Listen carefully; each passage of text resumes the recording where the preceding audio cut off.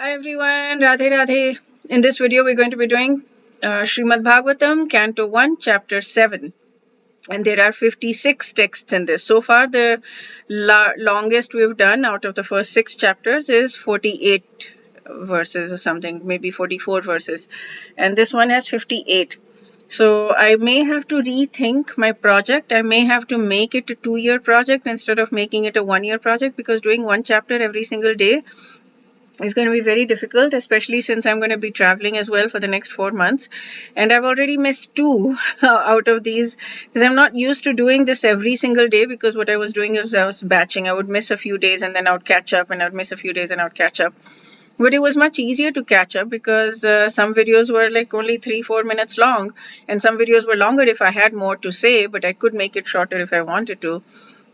And this is like minimum 25 minutes, so the two videos that I have to catch up means there's 25 more minutes each that I have to catch up with, so that's a lot. So I'm not sure how it's going to go. I may not do one chapter every single day. I may not finish in a year, especially because of the travel things makes it much more intense. I will try though. I will try as much as possible. And I can try to catch up before leaving, so that at least I'm not losing time, losing right now, and then I can push myself. But yeah, I don't know how it'll work. Let's see. Um, but I'm very, very excited to be doing this. I'll just plan it out. I think I'll plan it out in such a way that it's sustainable and it's doable. I don't want to set myself up for failure and then feel bad about it. That doesn't help. Okay, so let us do chapter 7 today. We're in Srimad Bhagavatam, yay! Okay, the Bhagavad Gita project is over. Srimad Bhagavatam project has started. We're reading Srimad Bhagavatam. How amazing. Okay, let's call out to Bhagavan Shri Krishna. Om Namo Bhagavate Vasudevaya. Om Namo Bhagavate Vasudevaya.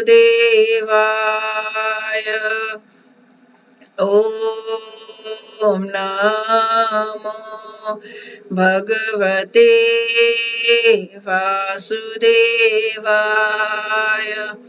Dear Bhagavan Shri Krishna, please help us by giving us bhakti. We don't, I'm going to speak for myself. I don't want to speak for everyone, but you can take from this whatever piece of the prayer you feel is valid for you. I think that's what I'm going to start doing now, is I'm going to say my prayer, and you can take from this whatever piece feels valid to you, and you can pray along with me for those pieces. I want nothing more than bhakti. I want to want nothing more. Right now I have so many millions and millions of desires, hazard desires, and I don't want any of them. I only want bhakti. So please help me get to the place where I want only bhakti, and those desires go away. Not just that they come in and they flow in and they flow out. I don't want that anymore. I want only you. I want bhakti rasa. And the way to get bhakti rasa, according to Hari Parshad Prabhu, is association of a senior devotee who has it. So I want that association very, very desperately. I want that association so that I want that bhakti rasa. And he was saying, I loved it. I was listening to him today in his Upadeshamrit series. He was saying that we all have desires. So he was talking about desires and calm and all of that. Verse 1. Updeshamrit, Nectar of Instruction, verse 1. And he was saying that we have we are at different stages, and we can't be on a different stage. But I want to be at the stage. He said, if you want bhakti rasa, and if you want to have just that desire and not have any other desire, then you need association of a senior devotee who's already there. And when you have that like greed in your heart, when you have that intensity, when you have that fire burning in your belly, that you want that desperately, then you will find a way to seek association of that person. Otherwise you'll just exist through life and live through life. So I want that. I want to find that association position of that senior devotee, and I want to get there. I don't want this life. I don't want to lead this life. All of these things that we're doing feel so stupid and lame. Like, all of these thoughts that I'm having, like, oh my goodness, everything, all of the thoughts that I'm having just feel so lame, and they're there and they feel so real. It's like when we're kids, when we want this balloon. He gives this example, Hari Parshad Prabhu, like, we want this balloon, right? We desperately want that balloon. We have so much desire, and we throwing a tantrum if we don't get that balloon or that ice cream or whatever. And now ice cream we might still have that affinity for, but we don't care about balloons anymore, right? Those things seem so silly now, and we look at kids wanting things the way they do. We are amused because we find it so silly. But what we are wanting right now is also so silly. It's so silly, it's so useless, it's so material, it's so temporary. Why do we keep chasing after that and wanting it as if it's so real? The desires that we have, all of them, the things that we want, the respect that we want people to like us, we're hurt that people don't like us, we're all of these thoughts that just constantly flow in and out of our heads. It's so stupid. We're not going to remember it 2 days later. Many thoughts we're going to forget 2 days later. Many thoughts we're going to forget 2 years later. All of the thoughts we're going to forget a lifetime, like at the end of our life. None of it is going to matter. And at the end of the life, who's going to remember us? I mean, people will remember us. There'll maybe some people, not everybody, but some few people might even come to the funeral. And then what? There'll be some memory of. And my dad, he did so much for me. I have an enormous amount of gratitude for him. He passed away 11 years ago. 13 years ago. What am I thinking of right now about him? Like, how often do I think about him? He's gone, right? I care about him. I very much want to, whatever my karma, I don't know if it's called Krishna karma, whatever my bhakti credits to go to him. I want that. But it's fundamentally, like, it's just all those thoughts that I might have had at that time when I was mad at him, or I was upset because he did this or he didn't do this and he didn't give me this, or he gave me something that I didn't want, or whatever, attachment, aversion, right? Ichha, dvesha. It's all gone. How does it matter? How did any of it matter? And we just absorb our minds in that instead of absorbing our minds in Krishna. We're just wasting our entire lives absorbing our minds in things, mundane things that absolutely don't matter at all. And knowing this, we still do it. We know it intellectually, we know it, and we're still doing it, and we're still doing it, and we're still doing it. So yeah, I want to shift all of that. I want to get rid of all of this, and I want to shift all of that so that everything goes towards bhakti, and I don't desire anymore anything else. I'm getting so much rasa from bhakti that I don't have any rasa remaining anymore from the material world, from these stupid Facebook reels that I watch, or this, I don't know what I do. All these just thoughts, these stupid thoughts that I have all day long, I don't want them anymore. So this is my prayer. Please, please, please, please give me association of a pure devotee. Please give me that fire in my belly. Please give me an intense fire in my belly so that, I have that motivation and eagerness and sincerity in the first place, because that's what's needed. So with my free will, I'm asking for the will to have motivation. I'm asking for the will to have the desire and eagerness and sincerity and whatever attitude, the intensity, whatever is needed, the ingredients that are needed to find that path to you. Please help me find that path to you. And please, being the Chitta Hari, please cut all those iron bonds of Maya that are covered by rust. I love this phrase. I've used it so many times. Rust of impressions and desires hardened over lifetimes. Sachinanda Maharaj wrote this in his book Living Name. So yeah, please help me find that so I can cut it. And I cannot cut. Please cut it for me because I cannot cut it. And please help me have the intensity that is needed so that I can reach out to you in a real way throughout the day, while chanting throughout the day. Otherwise, like whatever is needed, please help me. Okay. Yeah, let's do. It's anyways a long chapter, and I'm taking so much in prayer. I apologize, but the prayer is helpful for me. Okay, chapter 7. The son of Drona punished. What is the thing right now? It's 9 minutes I've already taken. Wow, sorry. Okay, I'll rush through this. I'll try not to rush through this. I'll go through this and I'll give it due diligence. Uh, okay, be peaceful. It's okay. Doesn't matter how much time it takes. It's what is important is the quality, and the prayer was good quality, and it's okay. Okay. The son of Drona punished. Is the screen shared? Yes. Text 1. Rishi Saunaka asked, O Suta, the great and transcendently powerful Vyasadev heard everything from Sri Narad Muni. So after Narad's departure, what did Vyasadev do? It's reminding me of Bhagavad Gita chapter 1. Kimma Kurvata Sanjaya. What happened after that, Sanjaya? Text 2. After the Sena assembled. Text 2. Sri Suta said, on the western bank of river Saraswati, which is intimately related with the Vedas, there is a cottage for meditation at Shamya Prash, which enlivens the transcendental activities of the sages. Okay. Cottage of meditation at Shamya Pras. Okay. Which enlivens the transcendental activity. In text 3, in that place, Srila Vyasadeva in his own ashram, which was surrounded by berry trees, sat down to meditate after touching water for purification. Okay, so then after Narad Muni left, he sat down in that place in Shamya Pras, surrounded by berry trees, and sat down to meditate after touching water for purification. Text 4, thus he fixed his mind, perfectly engaging it by linking in devotional service, bhakti yoga, without any tinge of materialism, and thus he saw absolute personality of Godhead, along with his external energy, which was under full control. Text 5. Due to his external energy, the living entity, though transcendental to the three modes of nature, thinks of himself as the material product and thus undergoes the reactions of material miseries. Yeah, we identify with the body and we identify with all these stupid thoughts and emotions that are all over the place, and desires and everything that's just all over the place in us. And so we just keep getting sucked in further and further and further and further for lifetimes and lifetimes, gazillions and gazillions of lifetimes. We're just stuck in there. Oh my goodness. Text 6. The material miseries of the living entity, which are superfluous to him, can be directly mitigated by linking process of devotional service. Sambandha, I'm assuming. But the mass of people do not know this, and therefore learned Vyasadeva compiled this Vedic literature, which is in relation to the supreme truth.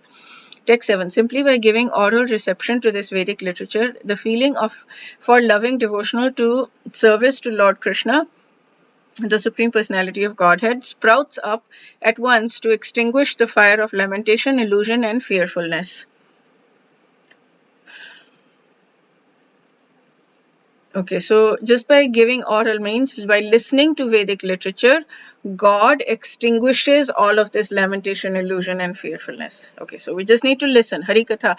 Listen to Harikatha, and God will extinguish all of this crap. He's Chittahari. Text 8. The great sage Vyasadeva, after compiling the Srimad Bhagavatam and revising it, taught it to his own son, Sri Shukadeva Goswami, who was already engaged in self-realization. Text 9. Sri Shaunaka asked Suta Goswami, Sri Shukadeva Goswami was already on the path to self-realization, and thus he was pleased with his own self.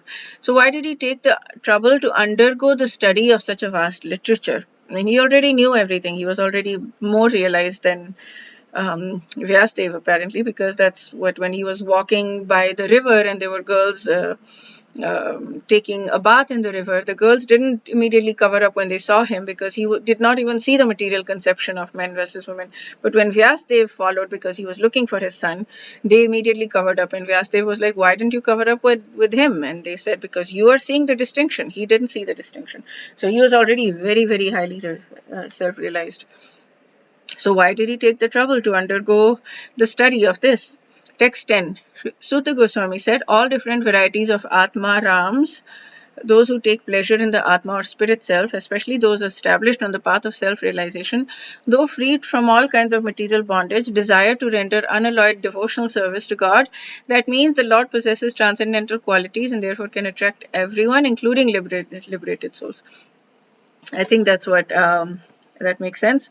I had heard about this story from of Narottam Das Thakur, that he, just by taking a bath when he was a child, like 11, 12 years old or something, he took a bath in a river, and Chaitanya Mahaprabhu had asked the river, Padma is it, or someone, to give Narottam Das Thakur 2 generations later, when he arrives, prem. So the river had given him. So when he took bath in the river, he automatically got prem. So, but then he still studied. He still got a guru. He still asked to get a guru, and he still studied everything. Why? He was liberated. He had prem. He had the highest thing that you can actually get. But this is the study is a way of devotional service. So that's what Shukdev Goswami is doing, the study as a devotional service. He doesn't need to do any of this stuff, but he's doing it as a service, as devotional service. This is what I'm understanding from this. Text 12. Suta Goswami thus addressed the rishis headed by Shaunaka. Now I shall begin the transcendental narration of Lord Sri Krishna and the topics of birth, activities, and deliverance of King Parikshit, the sage among kings, as well as topics of renunciation of the worldly order by sons of Pandu. Okay, so he's going to talk about King Parikshit as well as the Pandavas. The renunciation of the worldly order when they left after the war or something. Text 13 and 14, when the respective warriors of both camps, namely Kauravas and Pandavas, were killed on the battlefield of Kurukshetra, after, and the dead warriors obtained their deserved destinations, and when the son of Dhritarashtra fell down lamenting, his spine broken, being beaten by the club of Bhimsena, the son of Dronacharya, Ashwathama beheaded the 5 sleeping sons of Draupadi and delivered the heads as a prize to his master, foolishly thinking that he will be pleased. Duryodhan, however, disapproved, of this heinous act, and he was not pleased in the least. I assumed he would be pleased as well. Why was he not pleased? Text 15, Draupadi, the mother of 5 children of Pandavas, after hearing the massacre of her sons, began to cry in distress and eyes full of tears. Trying to pacify her great loss, Arjun spoke to her thus. Text 16, O gentle lady, when I present you with the head of that Brahmana, after beheading him with arrows from my Gandiva bow. Who was it that did this? Son of Dronacharya, Ashwathama did that. Okay. When I present you the head of Brahmana, after beheading him with arrows from my Gandiva bow, I shall then wipe the tears from your eyes and pacify you. Then after burning your sons' bodies, you can take your bath standing on his head. Yeah, people are so dramatic. Text 17. Arjun, who is guided by infallible Lord as friend and driver, thus satisfied the dear lady by such statements. Then he dressed in armor and armed himself with furious weapons. Getting into his chariot, he set out to follow Ashwathama, the son of his martial teacher.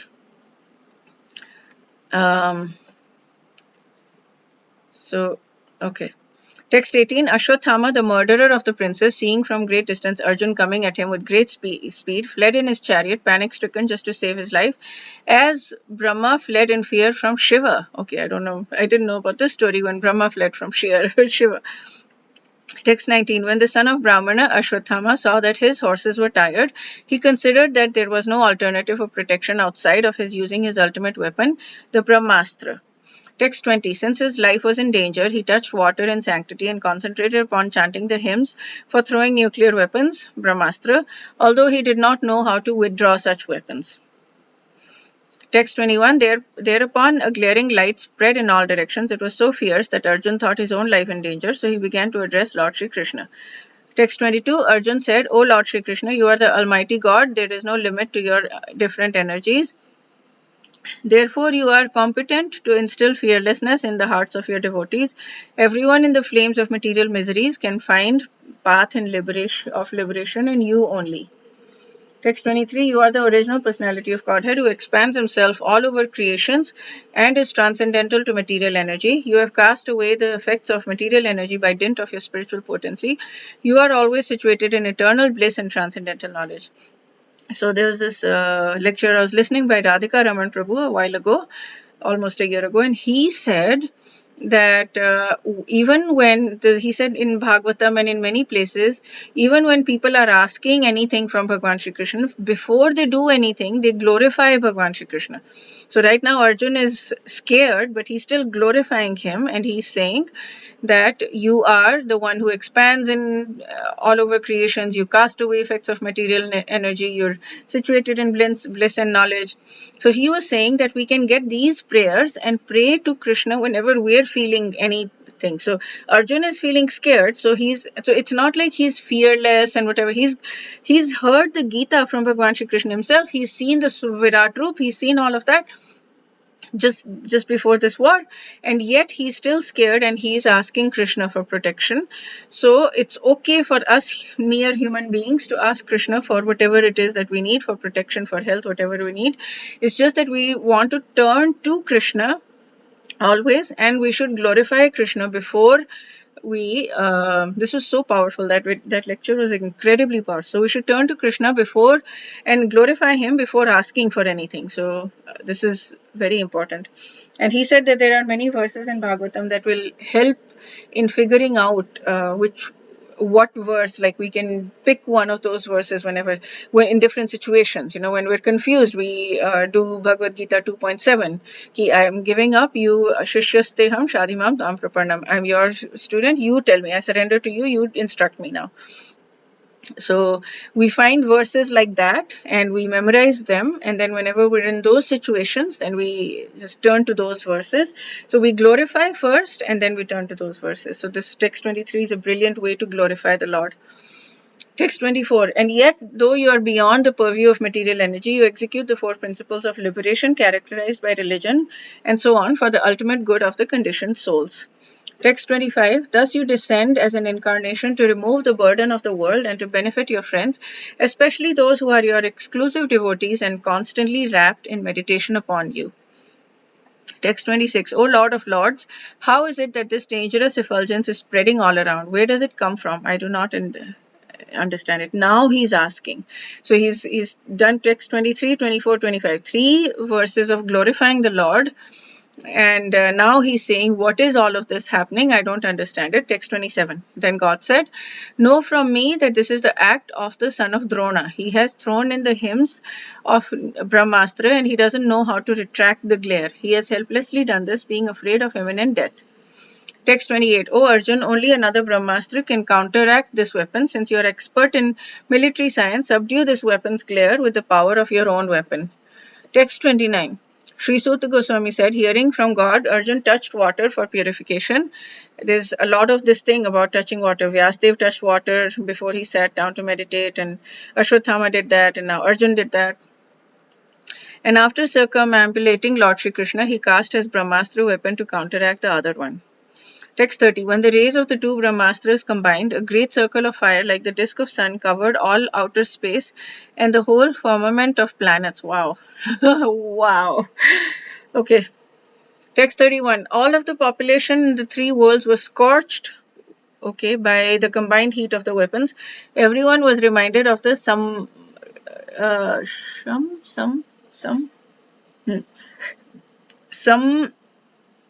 Vartaka fire which takes place at the time of annihilation. Text 32. Thus seeing the disturbance of the general populace and the imminent destruction of the planets, Arjun at once retracted both the Brahmastra's weapons as Lord Krishna desired. Text 33. Arjun, his eyes blazing in anger like two red balls of copper, dexterously arrested the son of Gautami and bound him with ropes like an animal. So Ashwatthama is the son of Gautami and Drona. Text 34. After binding Ashwatthama, Arjun wanted to take him to the military camp. The personality of Godhead Sri Krishna, looking on with his lotus eyes, spoke to Arjun in an angry mood. Krishna got angry with Arjun. Krishna said, text 35, you should not show such mercy by releasing this relative of a Brahman Bandhu, for he has killed innocent boys in their sleep. Oh. So he was saying, oh, don't spare him, don't take him to the military camp. Text 33. 36. A person who knows the principles of religions does not kill an enemy who is careless, intoxicated, insane, asleep, afraid, devoid of his chariot. Nor does he kill a boy, a woman, a foolish creature, or a surrendered soul.